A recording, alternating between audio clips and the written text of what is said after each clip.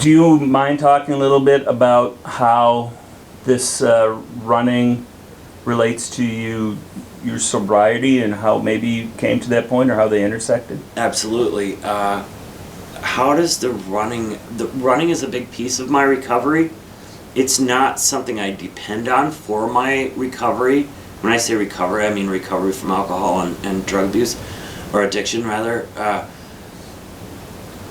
Running can't be the answer to my recovery because I'm gonna get injured, I'm gonna get hurt. The running might not always be there, but it is good therapy. And I find that at these races of ultra long distances, there are many people like me there.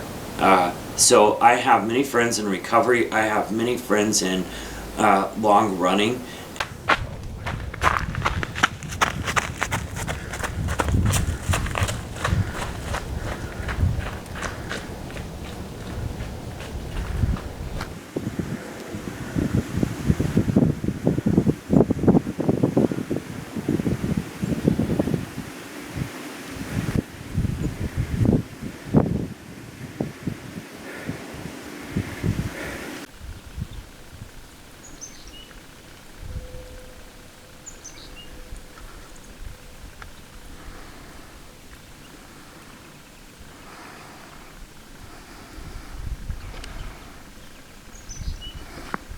You usually see people really mentally fucked up as opposed to physically hurt.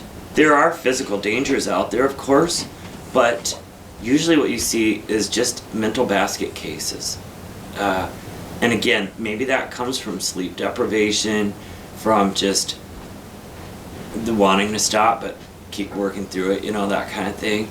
But usually it's I know some people who break their arms and keep running, or sprain their wrists and keep running, that kind of thing, get it looked at afterwards. But usually what stops people, it's all up here, it's their heads, it seems. You just see mental basket cases. So if you're running 100 miles, I'm imagining there's a lot of misery involved with some of that. There is. It's a different kind of misery. You really need to consider the difference between discomfort and pain if you want to get through it, I think.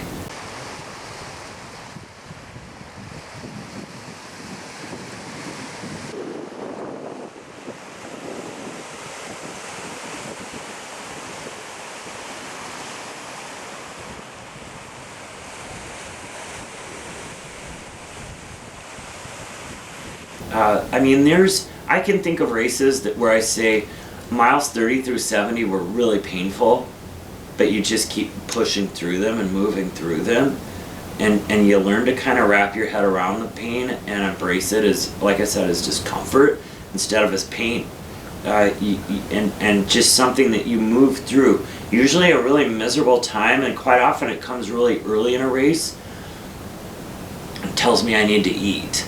If the body is feeling awful, I say, what is the body missing?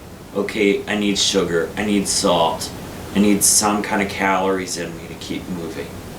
Does that make sense? Yeah. So when you're done, give me the general description of your physical state. When you're finished, immediately after a finish, you feel like you're in a bubble. Probably has to do with the sleep deprivation piece. It feels weird talking to people and so on, It's kind of like when you've been tripping acid, you're coming down or something like that. It's like you're not sure really if that other person is going to melt or not, or if they're really, though, if you're just on such a different wavelength than other people, and you know that if you stop moving, you're probably going to fall asleep, no matter what's going on around you. So I think a lot of it has to do with that sleep deprivation. The first night, you never really sleep, though. You're waking up cramping, and you're just... Usually I wake up just completely soaked sheets from sweat.